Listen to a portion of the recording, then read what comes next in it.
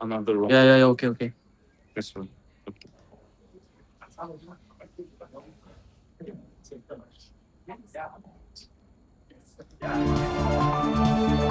Hürmetlik hanımlar, efendiler. 3. nöbetlik Halkara Uygur Münderi'ye başlandı. Ladies and gentlemen, the session at the Third International Uyghur Forum is starting. Ladies and gentlemen, the session at the Third International Uyghur Forum is starting.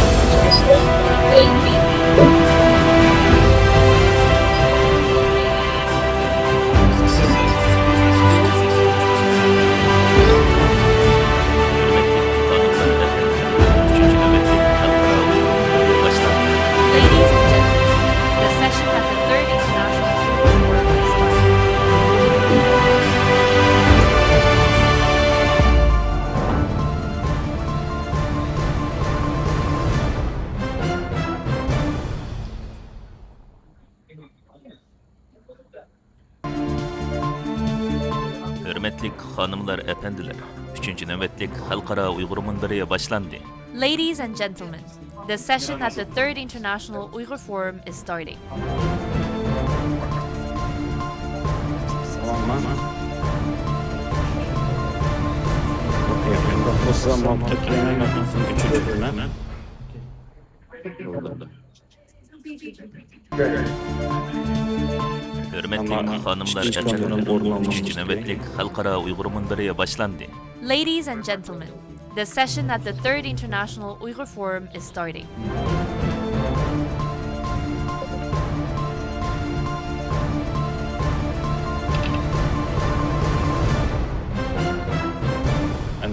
Anlaştık yapıyor.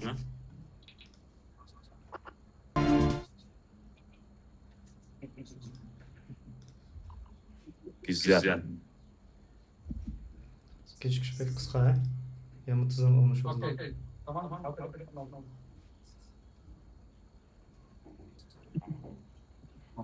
Tıkar, birinci kameranınki ana kamera kılmaksızın belki süzük kamerası. İkinci kamera süzük azam.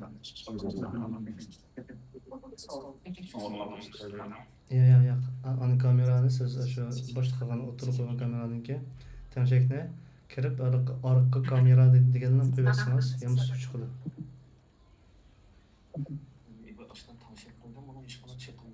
Tamam da olsun. Tamam.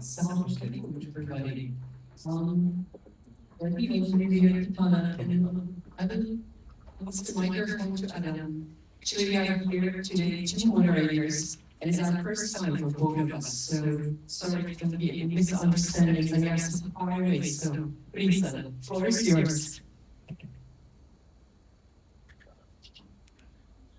Yeah, very good to moderate this panel meeting, try not to get any fights or arguments as we're doing it. I can imagine we won't do that.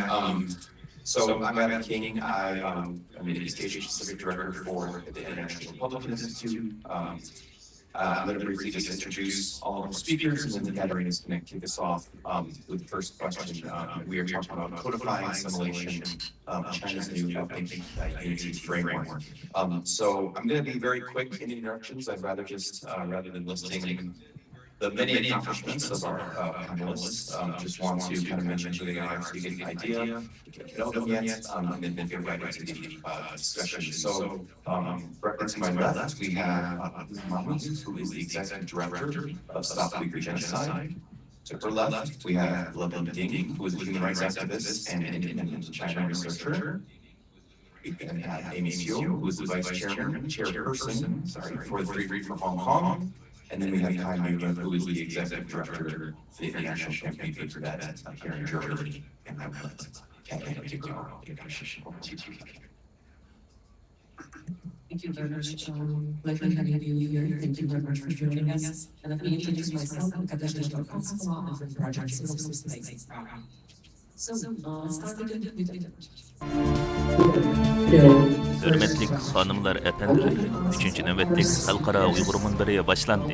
Ladies and gentlemen, the session at the Third International Uyghur Forum is starting.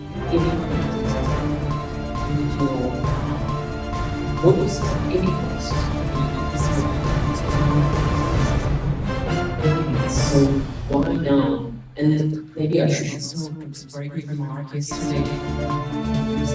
Hürmetlik hanımlar, efendiler, 3. nöbetlik Halkara Uygur Mundarı'ya başlandı. Ladies and gentlemen, the session at the Third International Uyghur Forum is starting. So really just a bit of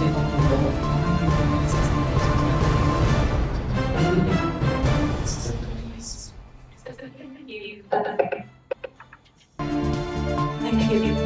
Hürmetlik hanımlar, efendiler, 3. nöbetlik Halkara Uygur Mundarı'ya başlandı. Ladies and gentlemen, the session at the Third International Uyghur Forum is starting. legalize it in a way, initially independent on its own standard as well. And then now they changed it. Hürmetlik hanımlar, efendiler, 3. nöbetlik Halkara Uygur Mundarı'ya başlandı. Ladies and gentlemen, the session at the Third International Uyghur Forum is starting. Institutions. And this is not about harmony or it's ethnic unity when you hear it.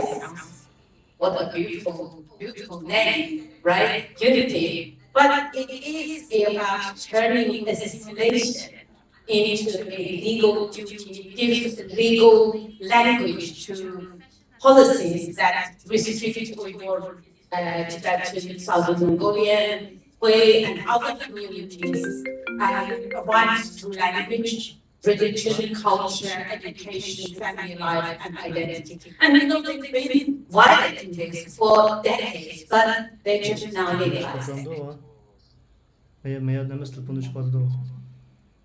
Thank you very much for having me here. I totally agree with everything said so far.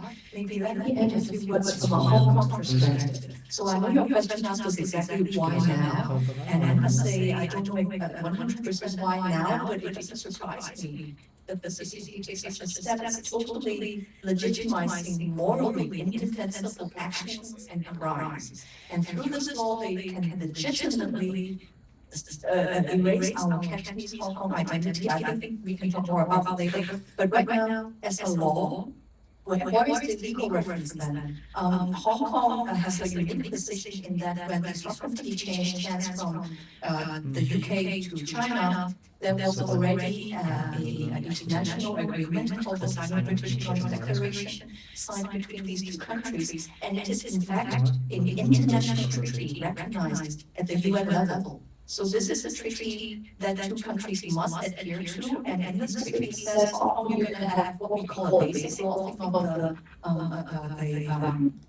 the German constitution, and under these legal frameworks, Hong Kong would enjoy self-autonomy, self-determination for at least 50 years. And now this new law, this law basically says everything that was in the past, we don't care anymore, we have a new law, how do you do this? And you can forget about self-autonomy that was promised to us in an internationally binding framework. Sorry, perspective from Hong Kong. So maybe can I ask to like the next. Yeah, thank you very much for having this discussion. Particularly, I think we need to bear in mind that the policies on the ground, if we speak about Tibet and East Turkestan and other areas, I mean, they have existed for quite a while already. So to think about language policies, think about policies towards religion. If we think about, for example, what's particularly prevalent in Tibet, relocation, forced relocation of nomads, rural Tibetans.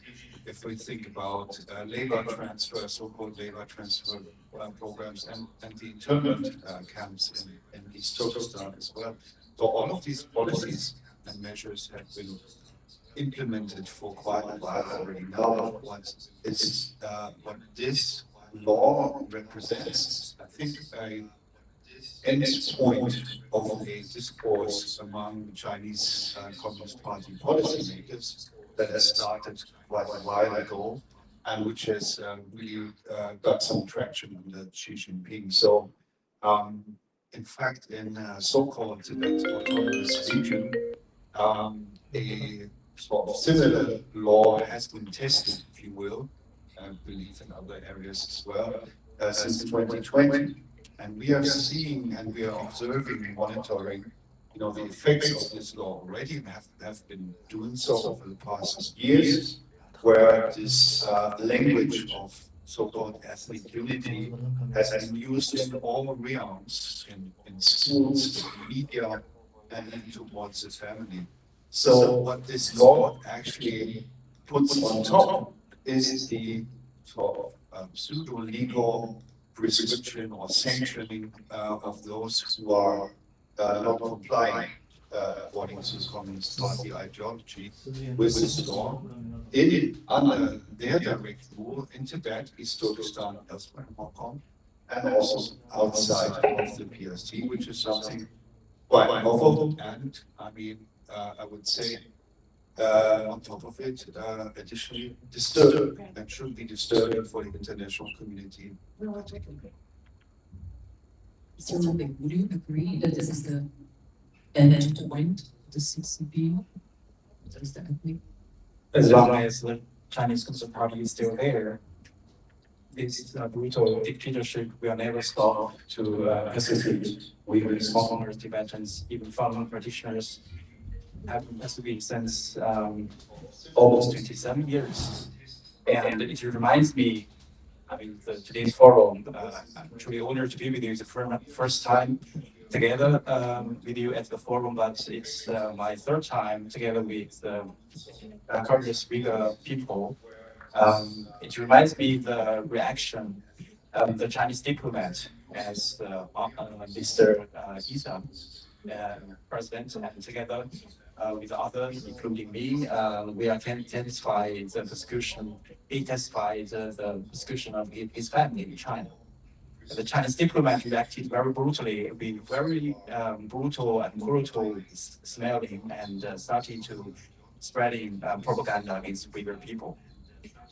And even in March of this year, as Mr. Eken and I and others testified together in the petitions of the Human Rights Council about transnational repression by the CCP. And the same reaction. It's the Chinese Communist Party has been very struggle with legitimacy, legacy over the mainland China. After the party take the power, has started several series of political campaign and against the Han Chinese people, against people in mainland China. And one of the good example is the persecution Falun Gong practitioners. It was started in 1999. It was popular before, and the Communist Party supported Falun Gong practitioners. It's about meditation, it's about spiritual practice. But within 7 years, 100 million Chinese people, including high-ranking officials, scholars, they practice Falun Gong. The state media reported positively. And then suddenly, it started the prescription simply because the Falun Gong practitioners want to believe on the philosophy, truthfulness, compassion, and tolerance, totally conscious to the ideology of the Chinese Communist Party. At that point, I want to point out that the party stands about everything. I didn't consider the law as a law. I consider the law as a statement or a policy, even as a statement that regard a war of spirit against Uyghur, against Han Chinese people, because even Han Chinese people, you cannot have thoughts of freedom, democracy, you cannot believe in Falun Gong, you cannot have your rights, even the rights are granted in the so-called Chinese constitution. So we have clear that this party, this Chinese Communist Party, is, ruling everybody's, is trying to rule everybody's thought.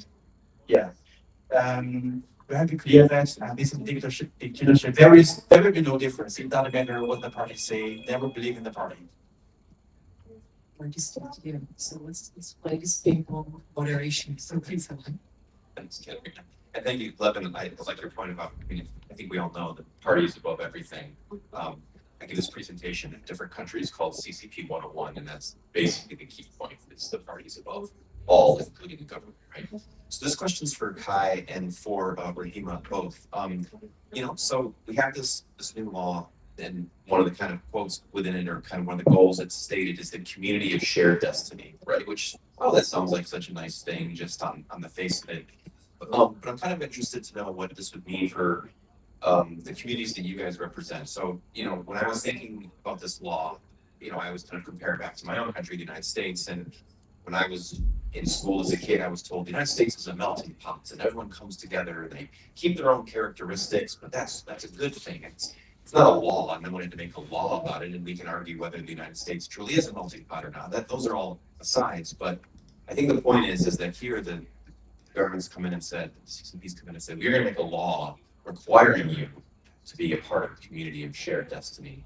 And so I'm interested to know, for the Uyghurs and for the Tibetans, what is this going to actually look like in practice for your communities? So in practice, as I previously said, it's all these illegal activities that they have been doing, because the international community governments did condemn China's this forced assimilation program, eradication of the culture, and specifically for Uyghurs. And we know since 2016, after implementing this camp system and the so-called re-education, actually taking people to concentration camps and illegally detaining for almost, people don't know for how long. So with this law, it is legal for them to detain anyone that speak their own language, practice our religion. Even for Uyghurs, we enjoy congregation. We enjoy spend time together, kind of big community events. And this law can really crack down on that. It's not new. This has been happening, as I said, but now it makes it so difficult to challenge, because then you say you break the law. From university life, from family life, from community life, religious life, cultural life, and you name it. So that is the devastating part of this, because that means that you must abide by this ethnic unity law, so you must assimilate. So you speak one language. So it's almost like a thought reform, right? During the Cultural Revolution. There's so many different kind of policies implemented to really justify their crimes. So this is another way of justification. And so this, in the past, the law is targeting the people who potentially might commit crime or something, but this one is for everyone. Anyone can be targeted for breaking this so-called ethnic unity law. Yeah, thank you for this question. I think it's particularly intriguing that this term popped up in this law, because usually we have seen this rhetoric being used in foreign policy by the Chinese government as a term to what one could assume would have to replace international rules-based order for the benefit of sovereign states that do not allow interference into internal matters and so forth. But now it pops up here, and I think, in my view, it represents an aspiration or claim of the Chinese Communist Party to be decisive over the future of Tibetans, Uyghurs. And if you look at the law, there are clauses that require all citizens to have the correct views about the history of the motherland of the Communist Party and of the Chinese nation. And added to that, you can add, requirements and the articles in this law about language of today, of education, of media, of administration, all which are affected by the law. I mean, you see an all-encompassing aspiration of the Communist Party to govern the minds of its subjects over the past, present, and future. And quite concretely, if you look at Tibet, this also entails the question of whether Tibet has been a part of China since antiquity or not, right?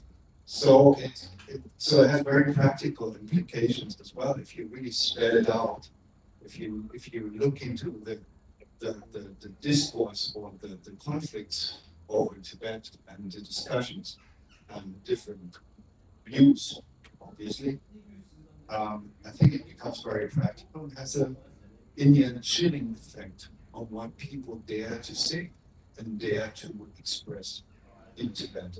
I think that pertains to all sorts of areas of social life. Thank you very much. I was wondering why are Western independent communities willing to accept this such CCP model of non-cultural society? Why they are not protesting against new law? We just heard during the speech that we should do something with the 1st of July. We should start and go and demonstrate. But shouldn't we here in the West do more? Maybe question for guys first, if you don't mind. We should do more here. Well, that's a tough question. I think what I would really like to ask my Tibetan and Uyghur friends is to challenge actually policies here, is to challenge actually a public discourse that normalizes this kind of totalitarian rule. And you can come across all these sorts of normalizations in the media where so-called experts term it as nation building or social disciplining, transformation, modernization, but this really needs to be challenged. And on the other hand, the ignorance by, let me put it like the big corporate greed needs to be challenged as well, which silences our discourse. I mean, we've just spoken about forced labor just in the other room. And it's apparently not an issue in our trade relationship with China, here in Germany, for example, where this right now is one of the top policy items on the agenda vis-a-vis China. It's really decisive, and it doesn't play a role. So this needs to be challenged, and I think call out, since I'm a German, call out our German discourse here. If people say never again, hey, this guy, you have to follow through on never again. It's not just about yourself. It's a promise you've given to Tibetans, to Uyghurs, to many other people. So I think do that. Please challenge all.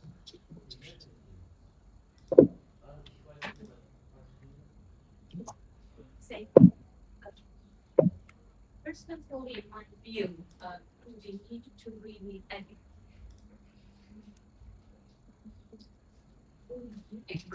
So we still need to educate the masses, and including politicians. I do believe all we are here, for example, you mentioned about Hong Kong, the autonomy, Tibet autonomy, Uyghur autonomy, and this law contradicts its own autonomy law, right? China's own regional ethnic autonomy law says autonomous areas should guarantee the freedom to use and develop their own spoken and written languages, preserve customs, and protect freedom of religious belief. This is written on the paper. And also promises autonomy, equality, and the protection of ethnic identity. But the ethnic unity law moves in the opposite direction. It prioritizes a single state defined national identity. And therefore, what can we do next? Because this affects all communities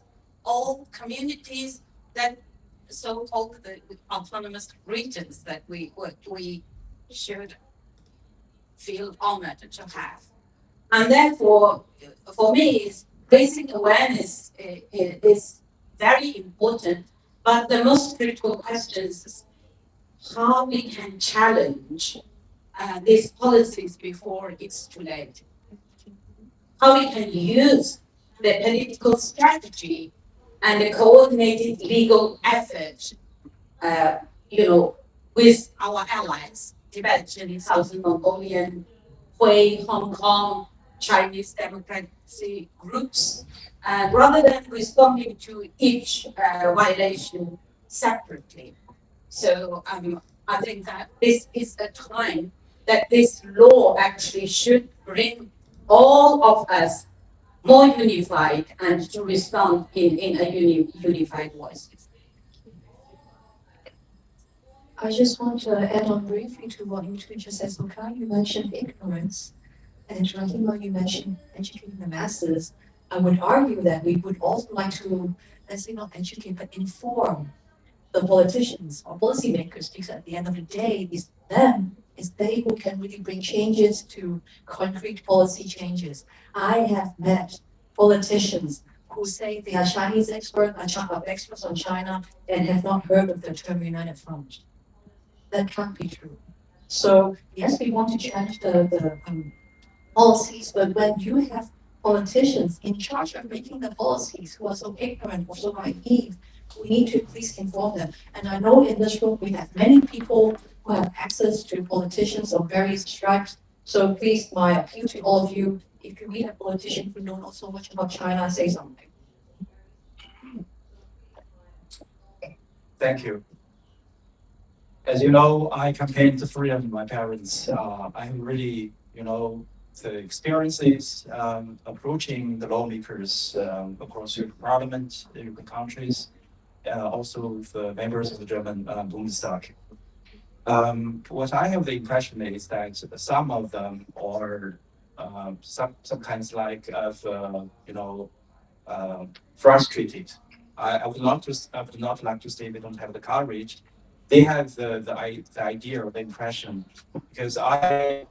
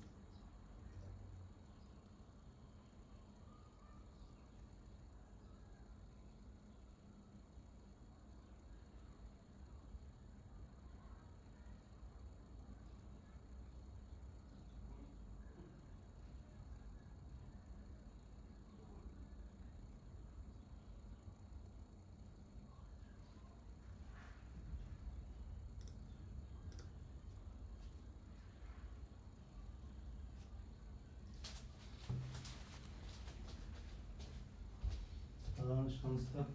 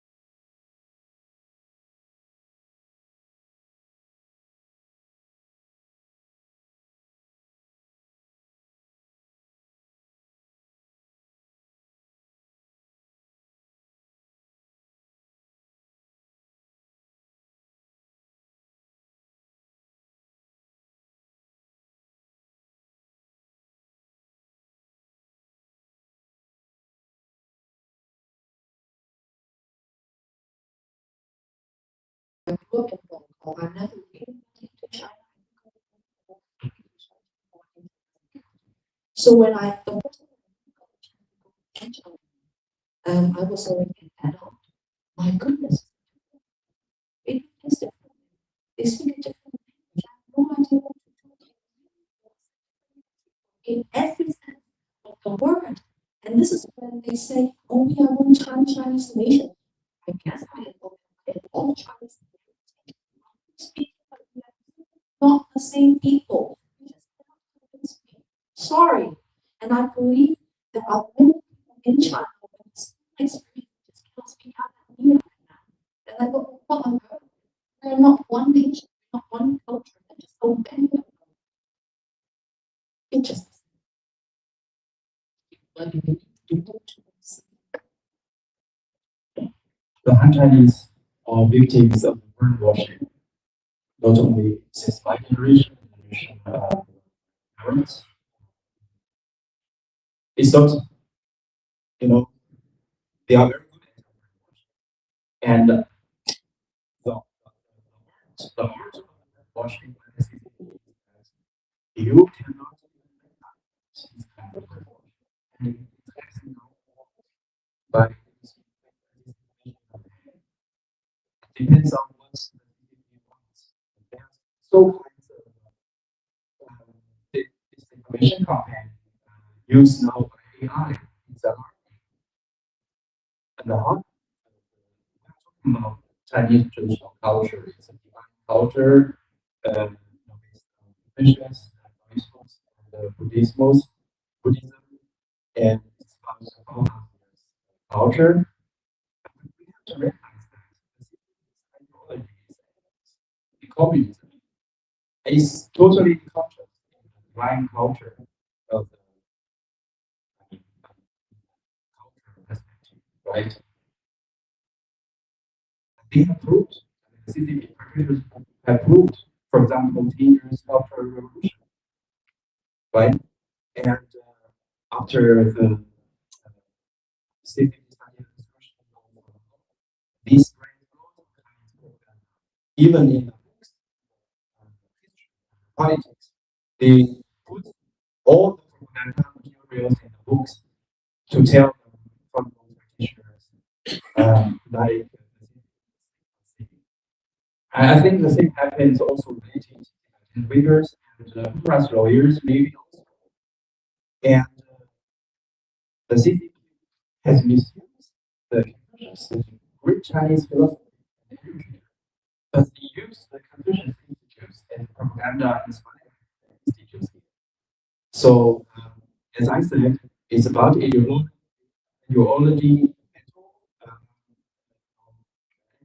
communism, and freedom, spiritual, and democracy.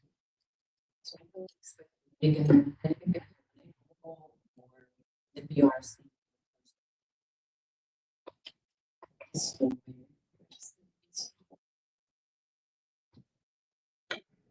In Hong Kong, it's very sad, but because of the national security laws, it's just in Hong Kong.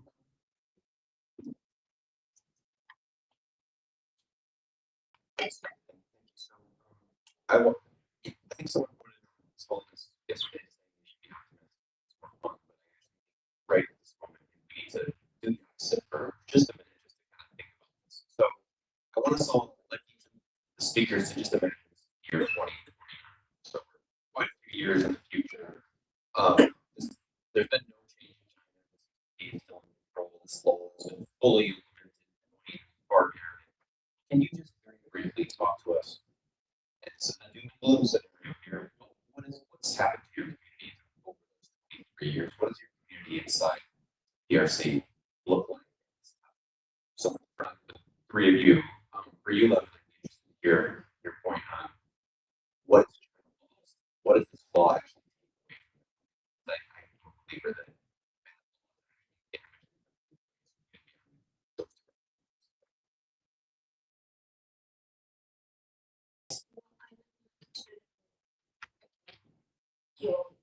You said there's no optimism if we just think that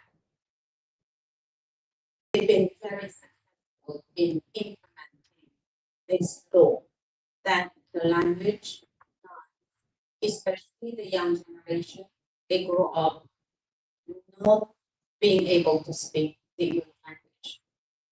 And then the consequence is without the language, the poetry, writing, culture, and the cultural practice of course, will also completely under this law.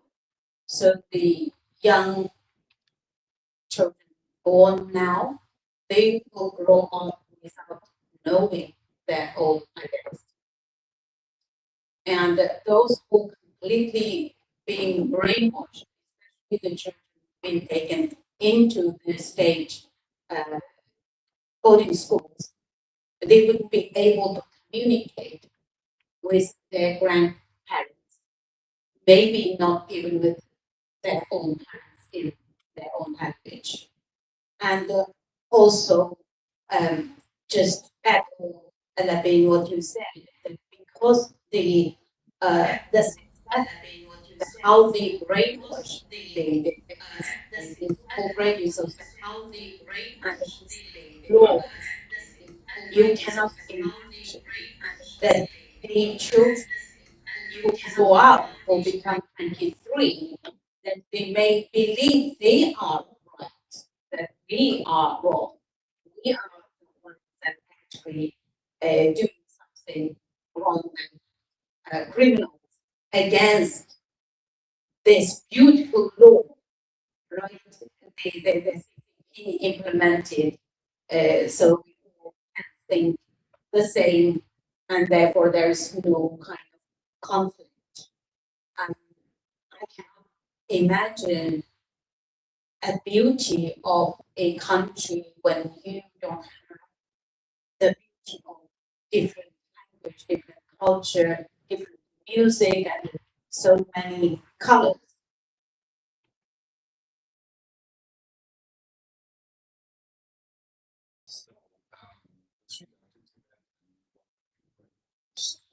Laid out language, thought, culture,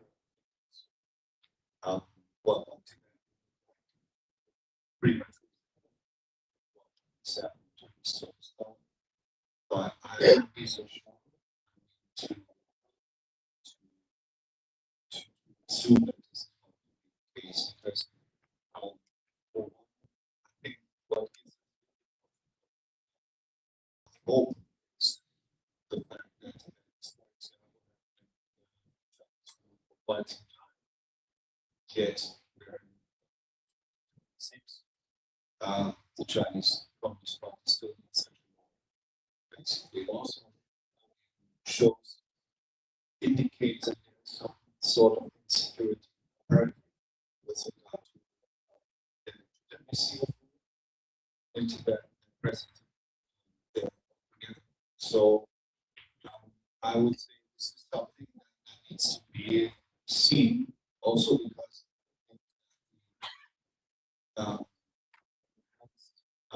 measures policies also economic return the case for the past 20%. Longer, for example, making advanced businesses perhaps we see some changes. I wouldn't be so sure about this scenario, but nevertheless, of course, there needs to be serious concern about the survival of self-determined themselves what is their future, they want to live their own cultures, regardless of what their region. So self-determination is key. And I think it needs to be called this deeply racist policy that's racism underlies the intention of this law and so forth.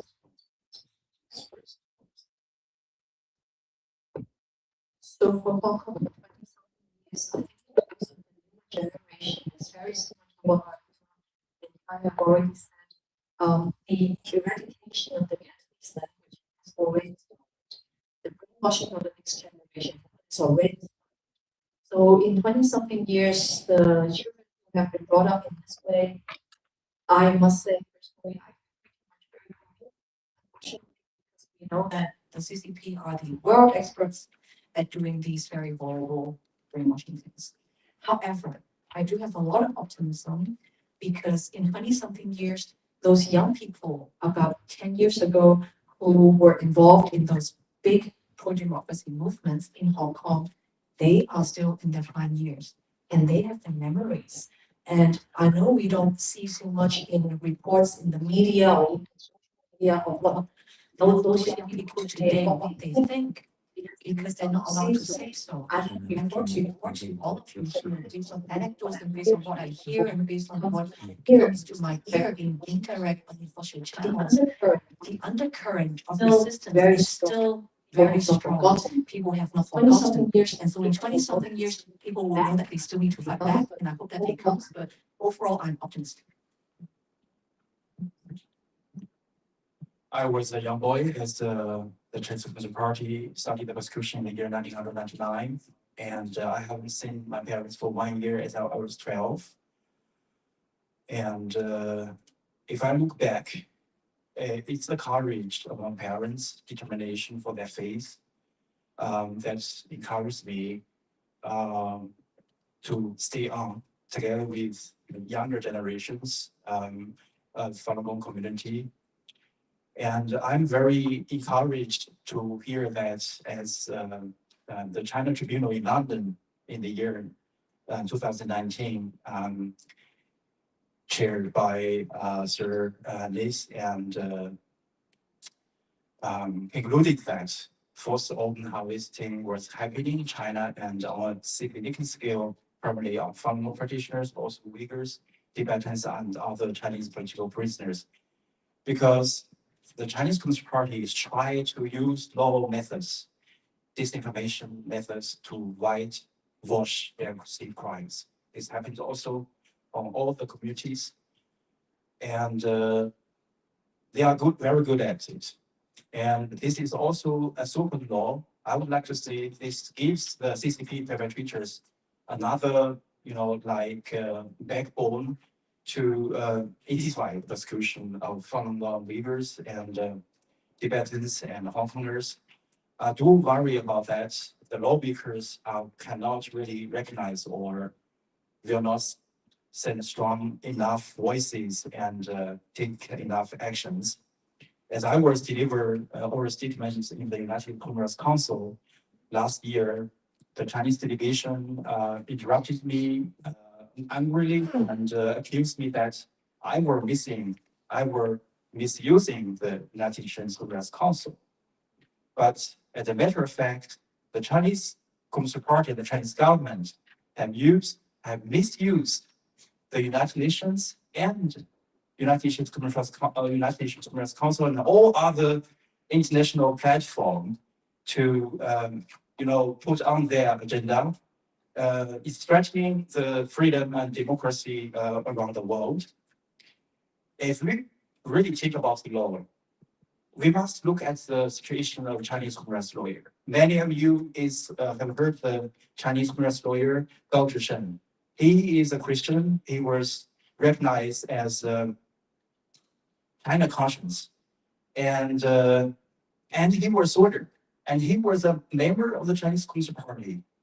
But after he opened 3 open letters to the former Chinese government to stop immediately the persecution of Falun Gong, he was sentenced. His law firm was closed, and he's disappeared since 2017. No one knows whether he's still alive, and that nobody knows where is he now. And we have to help these lawyers in China who are still have the courage and the actions fighting for the rights, the freedom, freedom of religion for Falun Gong, Uyghurs. I'm not sure how much the Chinese Communist lawyers have the opportunity to fight for the Uyghur people. Because they have all detained there, they have isolated. The Chinese Communist lawyer Gao Zhishen quit the CCP because he knows the evil nature of the Chinese Communist Party and mentally, cleared, I don't want to be a part, so I quit the CCP. So I think the Freedom House has, published a report about spirited battle. It's really about a battle, about the values that we share and the ideology the CCP is still, promoting and using it, persecuting the innocent people. So I want to say that it's related to everyone to us. It doesn't matter whether you're Americans, Canadians, Germans. Please act before it is too late. I mean, for you, for our generations here. Thank you. Thank you, Logan. So the optimistic point actually here, that the new law was needed because we have these Tibetans, Uyghurs, Hong Kongers, Chinese lawyers who are not afraid to fight. So there's some optimistic. I think we have 15 minutes, less 10 minutes until the end. So I think it might be around the papers. So questions from the audience. If I may start with Lady Melissa Chung, please. I'll give you the microphone. Not enough. Hi, Melissa Chan, journalist. I've been listening to this panel and multiple panels have been talking about the need to educate people. And that there's so much ignorance. I would love for each panelist to talk about how, what your organization and how your organization is thinking about messaging.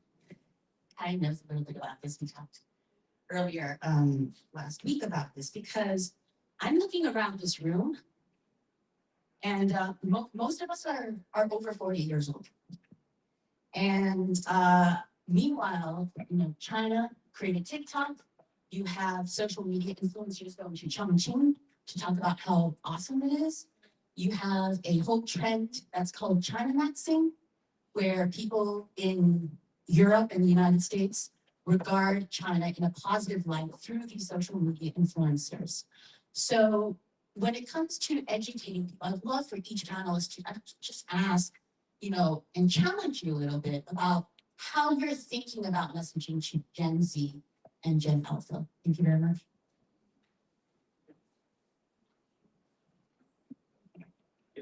Thank you, Melissa, for this really important question. I think, we're breaking our heads over this question. And I think it's not just the channel that needs to be, I think, identified. How are we getting the message to the Gen Z audience? Also, what are we going to talk about? And I think, particularly, it's a rather tactical approach, but if we look at the educational sector, what's happening in Tibet, in kindergartens and preschools and primary schools and so on, it should resonate perhaps with an audience here, what the Chinese Communist Party is implementing there, for example, military training, combat training, camouflage, children marching with fake rifles in combat simulations, things like that. So I think it's important to speak about laws, particularly, but this topic we are discussing right now, it has a relevance, of course, certainly a huge relevance when we speak to policymakers, but certainly it would be difficult to digest for the Gen Z audience. But I think I think the Uyghurs have really done a very good job. I think unfortunately they had to, must say, in communicating the plight, the issues in Uzbekistan. And I think it's something, it is a challenge, and I think for all of us and for our organization to bring it across what it actually means, such a law. What is it? And then it has a huge implication for the young. And imagine this happening here. I see protests here against, for example, army service, for mandatory army service. So people apparently Gen Z seems to be interested in this topic. So just a tactical approach here, but certainly there are different models, and the competition is huge.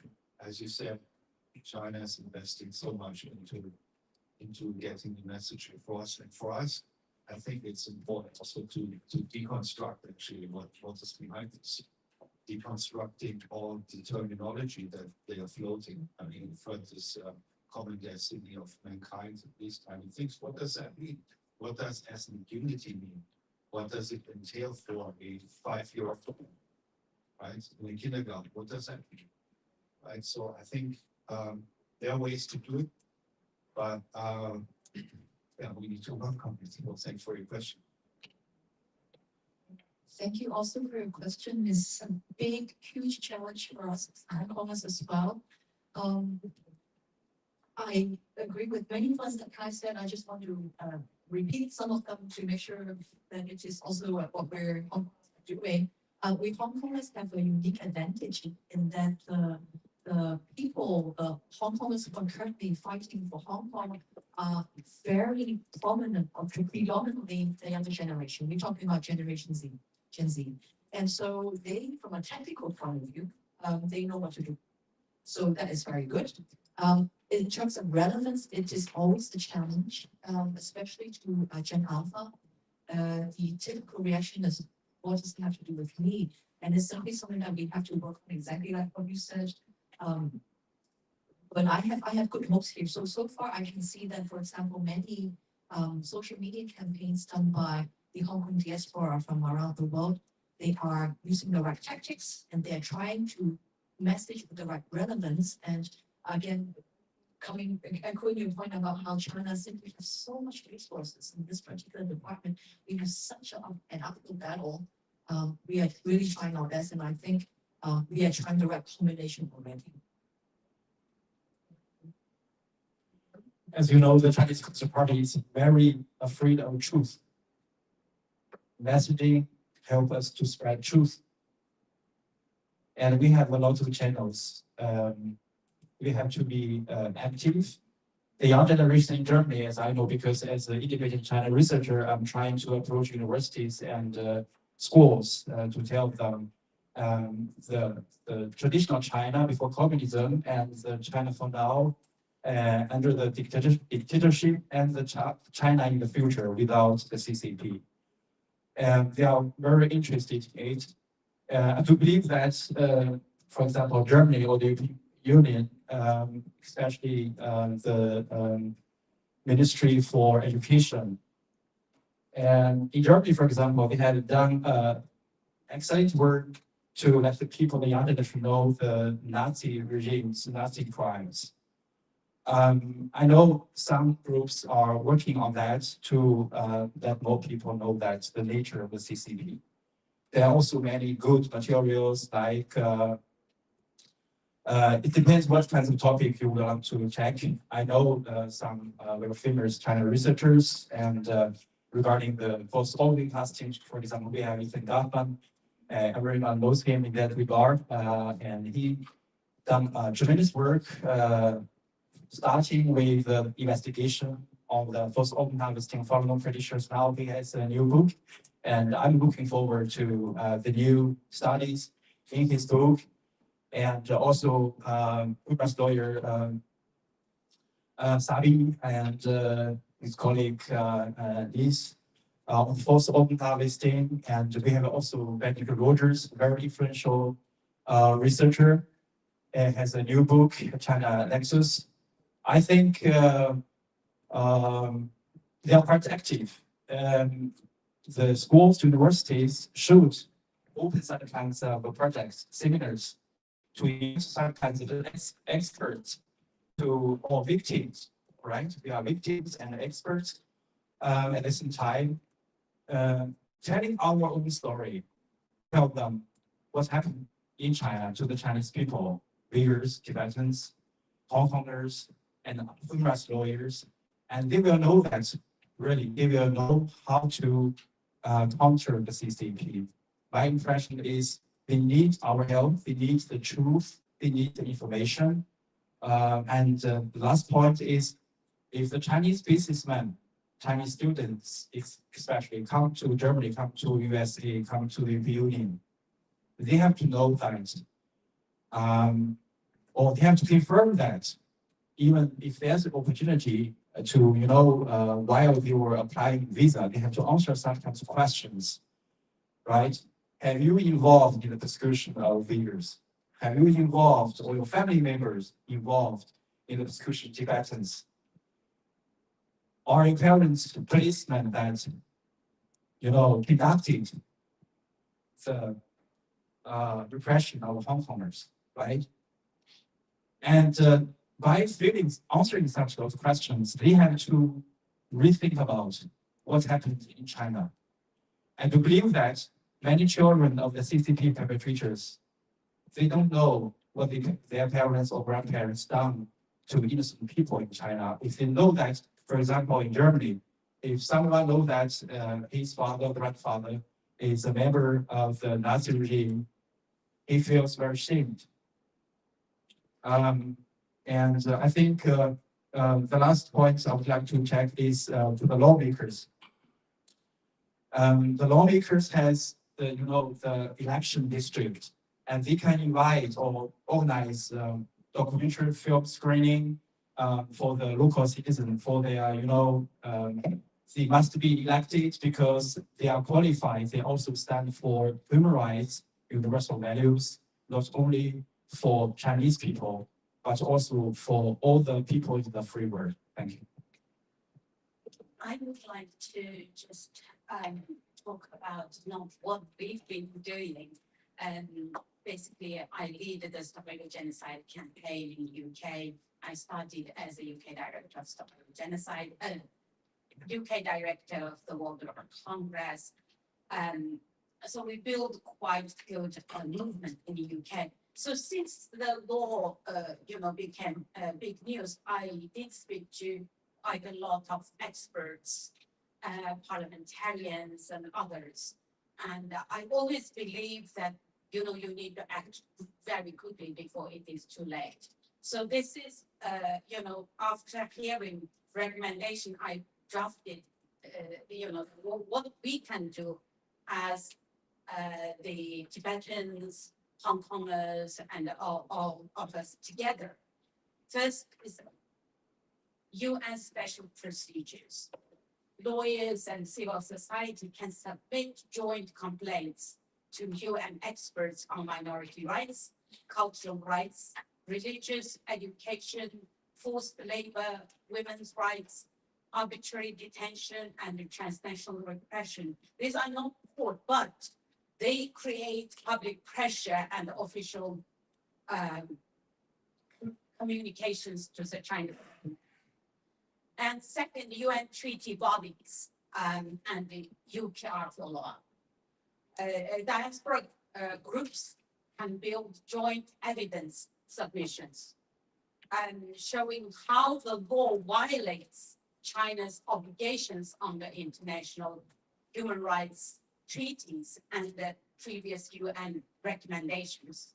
And parliamentary accountability, and that is democratic governments should examine the ethnic unity law as evidence of assimilationist intent and use it in sanctions, import controls, asylum policy, and genocide prevention work. And legal opinions and comparative analysis, this is what we did for genocide recognition as well. So lawyers could produce a formal legal opinion showing how the ethnic unity law contradicts China's own constitution, regional ethnic autonomy law, and international obligations. And finally, coalition litigation and advocacy.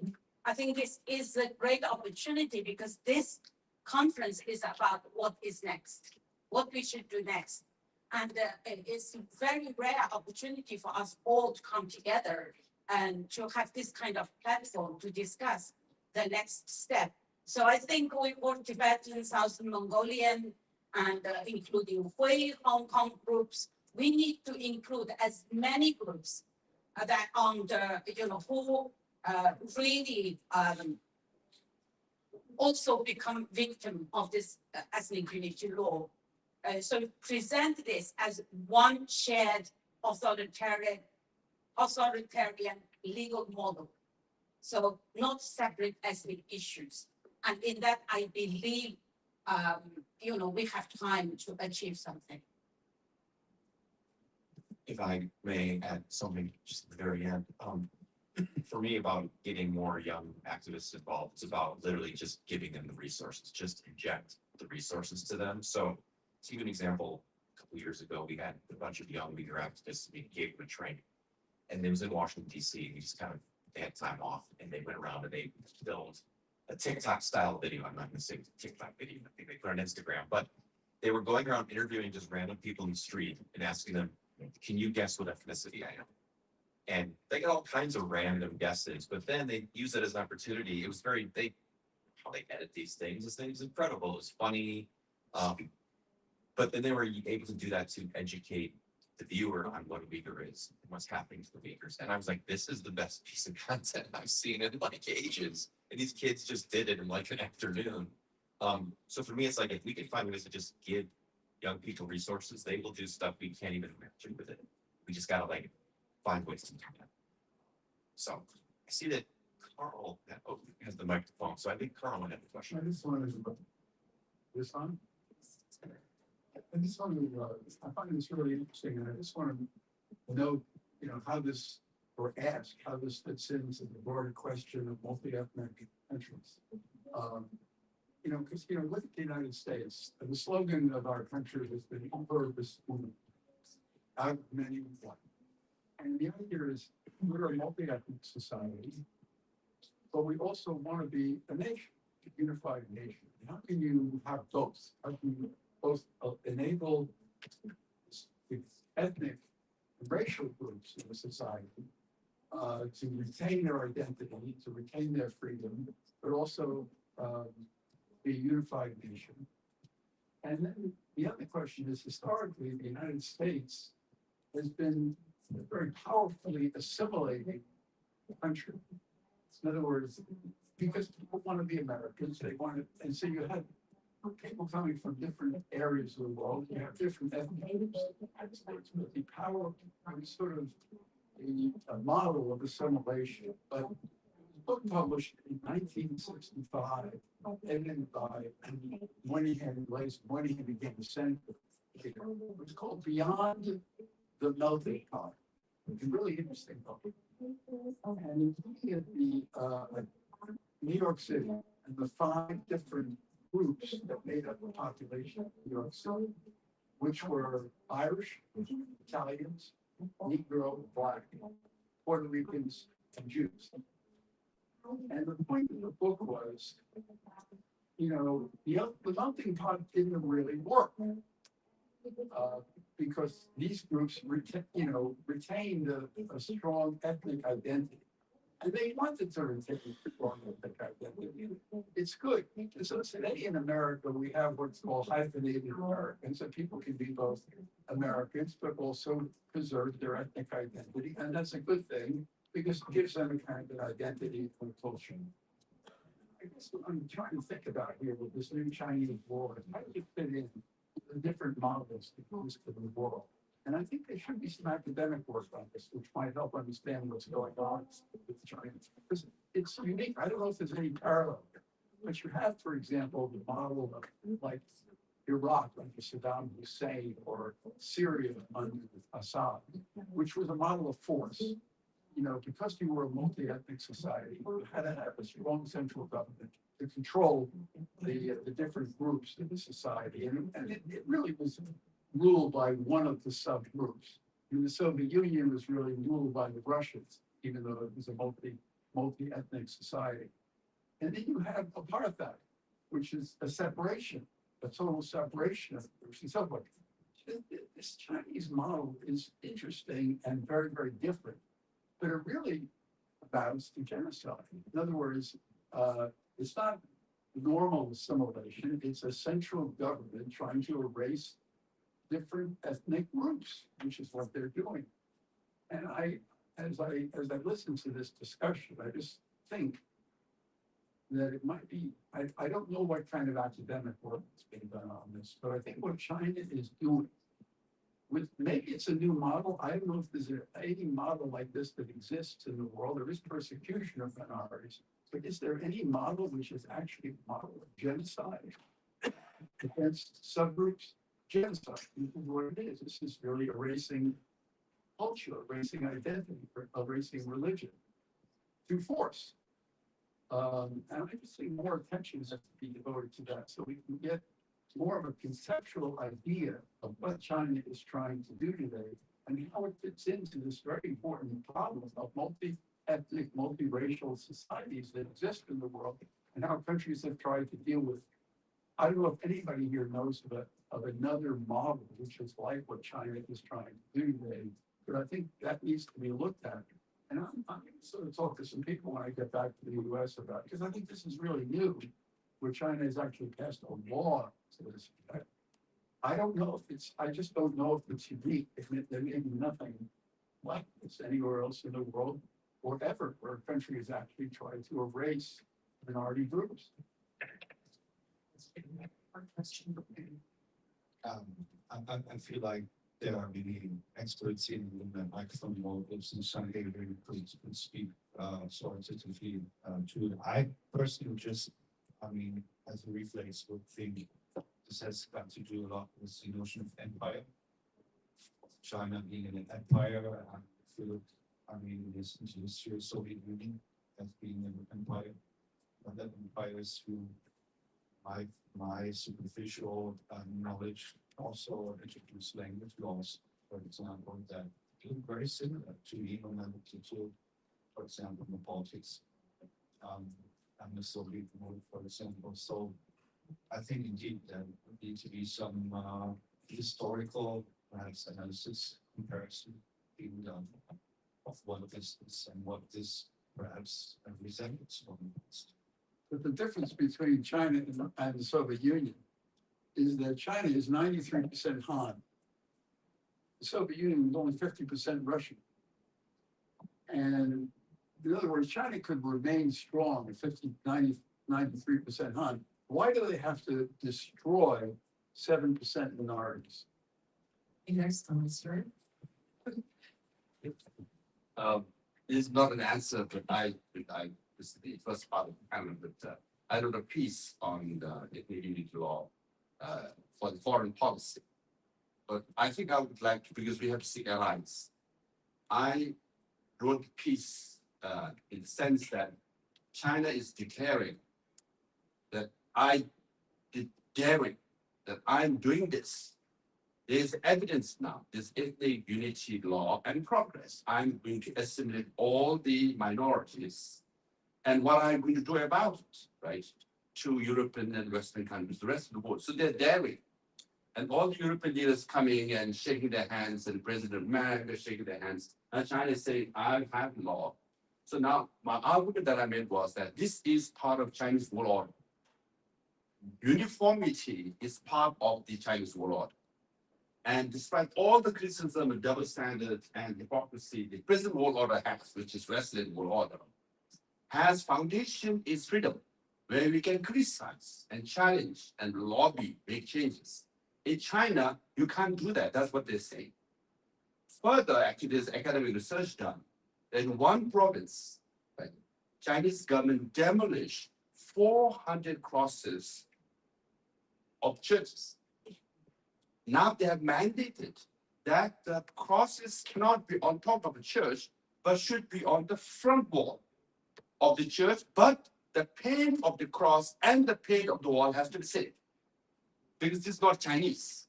That's uniformity. And we know about mosques and minars being destroyed in Uyghur area. Buddhist monasteries being destroyed. So this is their part of uniformity they want to impose within China, and also uniformity they expect from the rest of the world. Follow our path. So this is the Chinese world order. I think when we make an argument, we should just not simply say it's about assimilation of minorities. This is a declaration that they're saying this is the world order we want, and everybody should kowtow. So I think that argument might be more forceful. Now, you can say it's part of the empire extension, because China was also 5,000 years, we were not a one empire. It started with a couple of kingdoms, and you have all this, assimilation right there, because they're expert in assimilation. And this is their, I think, assertion. So thank you. But having said that, the uniformity of the law is the Achilles heel. This is the weakest. Despite all the hypocrisy, double standard that we have in Western world order, this is the order we prefer because there is freedom. They don't have freedom because in China, you can criticize God, but you cannot criticize Xi Jinping. In America, Supreme Court can decide against the president. Just regardless of what kind of views you have. In America, in China, no court can decide against president. Right? So that's the part of the uniformity that they're imposing in China and they expect to impose in the rest of the world. Just a question for you. Question. And we can work with some action. We have still 10 minutes. I don't know how we managed it. That's okay. So Okay, I just want to add some to comments and thoughts let's say. My name is Eric Sadek. I am an optical engineer. The new frontier, new ethnic unity framework. There's something behind it. I call it one hidden plans, another one open means. The hidden plan is, I don't know if you heard it or not. China has a plan to eliminate all the minorities within 50 years. I don't know when it exactly started. I think it's in the 90s, started already. The final goal is to eliminate all the minorities. This is a hidden plan. Open means is the new ethnic unity framework, the open means to do that. In the case of Uyghurs in 1990s, the bilingual education started. I was very sensitive on this topic, and I did some research. I was a good friend. There was a Professor Kangas. He taught in universities in Europe, and he got more leader in the bilingual education. China started bilingual education. Actually, it's not bilingual education. They used that as a cover to eliminate the Uyghur language from educational system in 1990s. It happened. And starting in 2016, they started this concentration camp thing.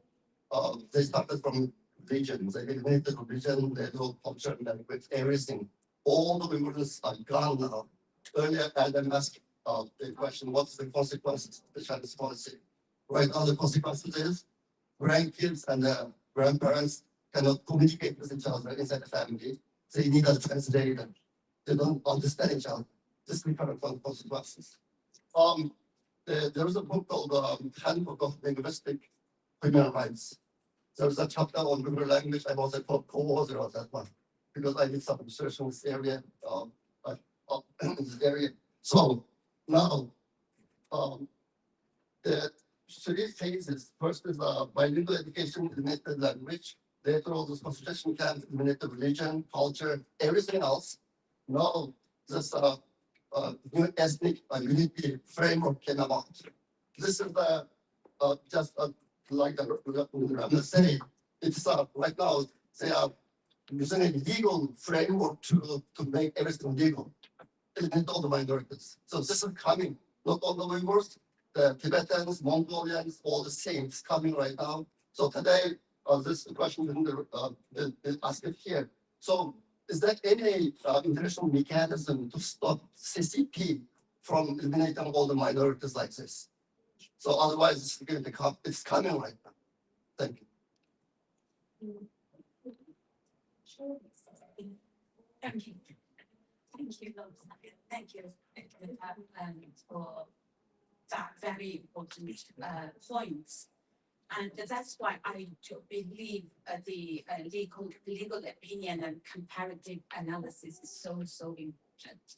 I just want to give very small example about how when we took all of the Congress and challenged the National Crimes Agency in the UK, the importation of the cotton goods, we won the High Court. So maybe the only country that the High Court actually agreed with the challenges put by our lawyers, Global Legal Action Network. So prior to that, Glenn appointed the Essex Court Chamber as one of the very well-known court chambers in the UK, and to provide legal opinion. And so that was prior to the Uyghur Tribunal. And then the Essex Court Chamber, the legal opinion after examining all the documents, survivor testimonies, and huge leaked documents, and the then legal opinion was that is genocide happening and the crime against humanity and the mass forced labor is a fact. And that legal opinion really helped us in the end to win in the High Court. The reason I'm comparing this is that we do need, because the ethnic unity law only and it's new. And I agree with Lobsang, that is evidence, right? They are exposing themselves that they are using this kind of making this absolute illegal practice into as if it's the law to completely destroy, eradicate the culture, the language, and all criminalizing everything that should be legal. And that's why I do believe that we need to come together to really reach out to these specialists,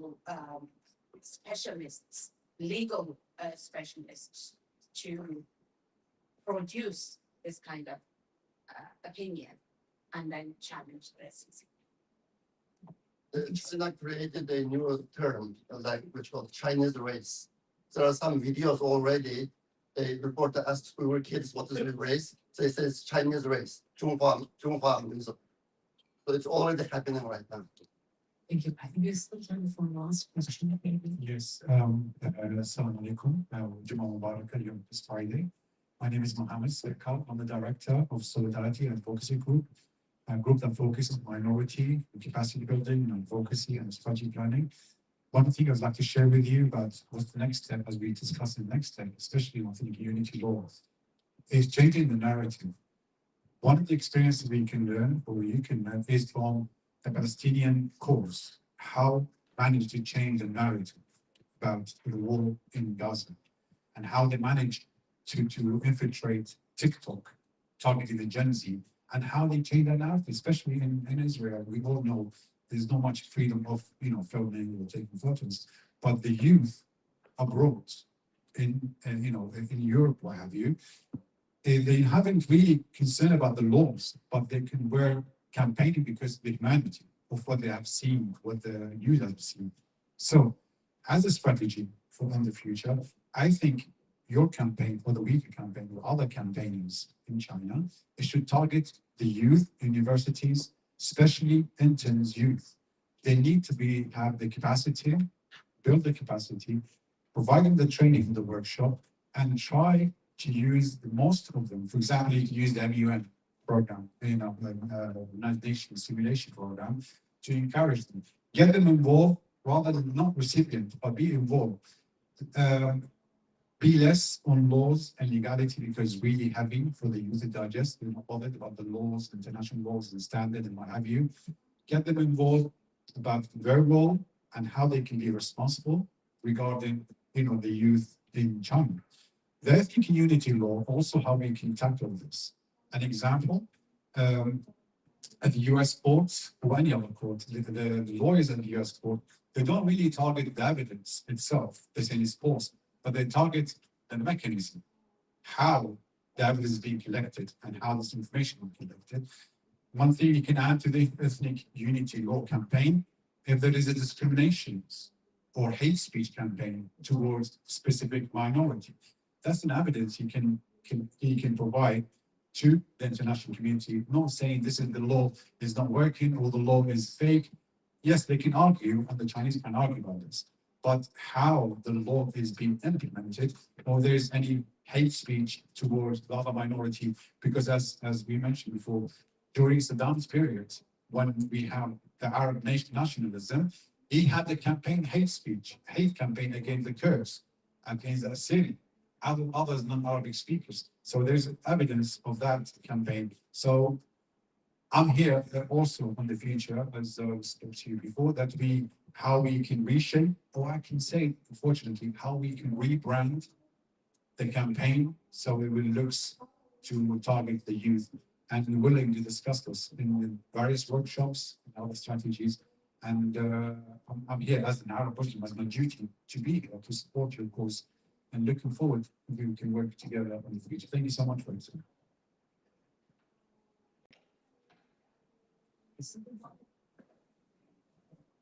Thank you. If I may actually make a very quick response, sir, as you said, in the USA, to believe that the faith and the values that people share, it doesn't matter whether you're Christians or other kinds of beliefs. I think as we all humans, and we have the shared values that we share and defend.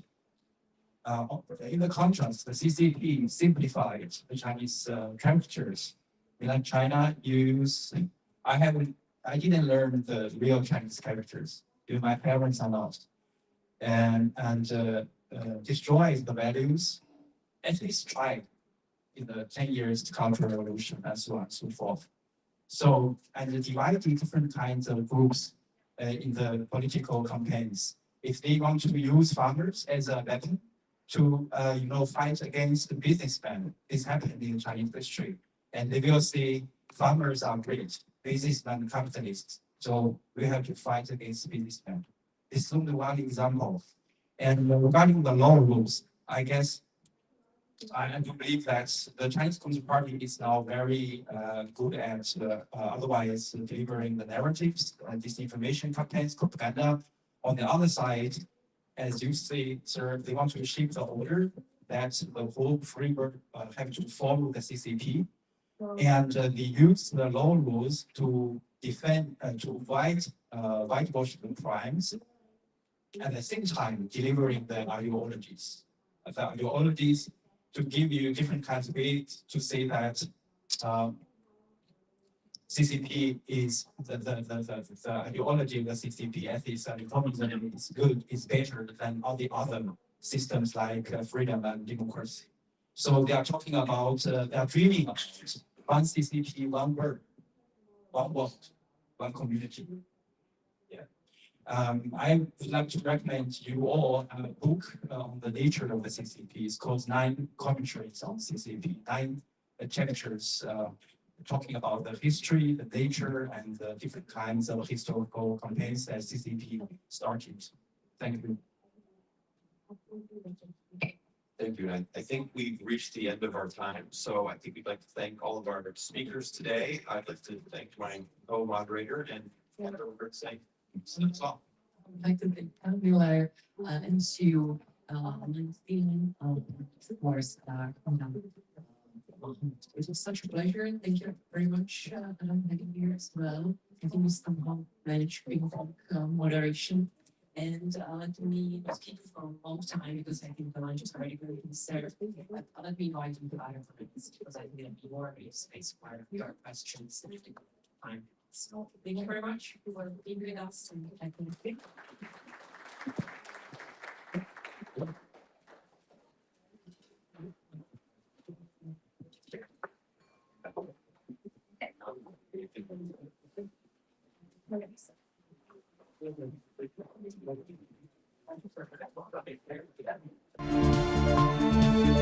Hürmetlik hanımlar, efendiler, 3. nöbetlik Halkara Uyghur Munbiri başlandı.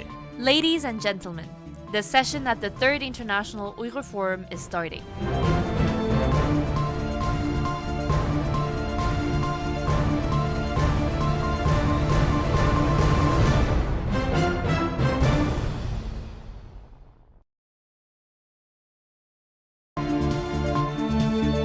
Hürmetlik hanımlar, efendiler,